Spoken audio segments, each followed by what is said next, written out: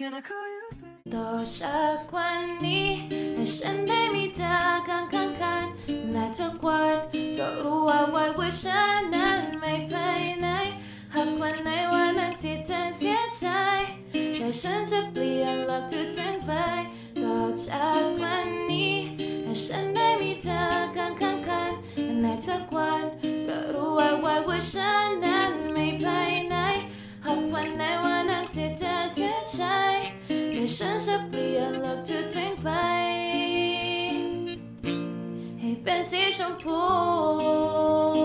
ต่อจากวันนี้ให้ฉันได้มีเธอข้างๆในทุกวันก็รู้ว่าฉันนั้นไม่ไปไหนหากวันไหนวันนั้นที่เธอเสียใจแต่ฉันจะเปลี่ยนโลกทุกทิ้งไปต่อจากวันนี้ให้ฉันได้มีเธอข้างๆในทุกวันก็รู้ว่าฉันนั้นไม่ไปไหนหากวันไหนวันนั้นที่เธอเสียใจแต่ฉันจะเปลี่ยนโลกทุกทิ้งไปให้เป็นสีชมพู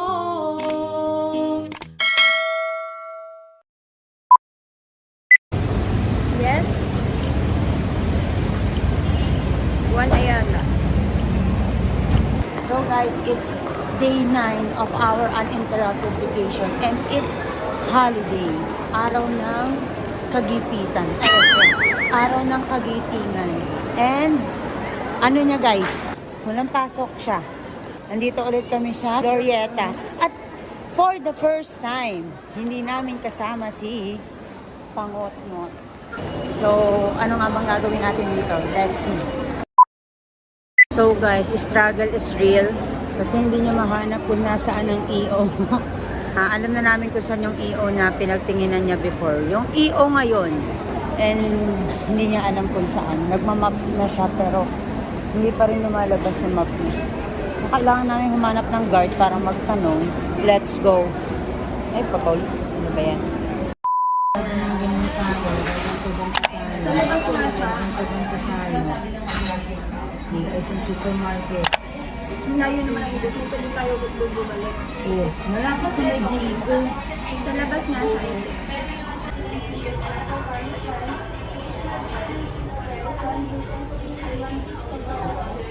Ang toothbrush niya sa ako.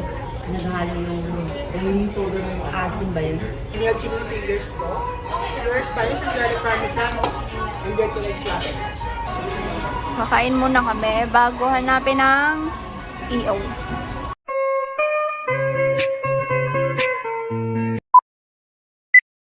So, we're done eating. Tumaas ulit tayo. Magpo-proceed na kami sa EO. Kasi feeling ko, kung hindi muna tayo kumain, hindi natin nahahanap ang EO. Malalang.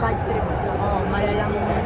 So, since kakain na kami, ready na namin hanapin ang EO. 1 hour later. So, ayan. Waiting for 15 to 20 minutes. A few moments later.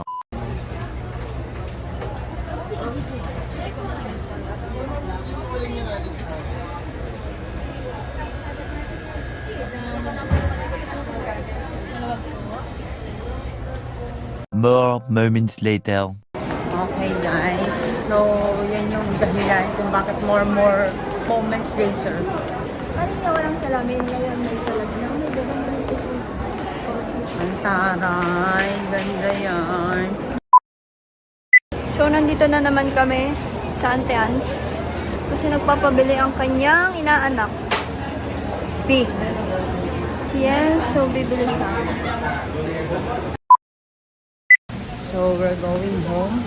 At kami ay MRT.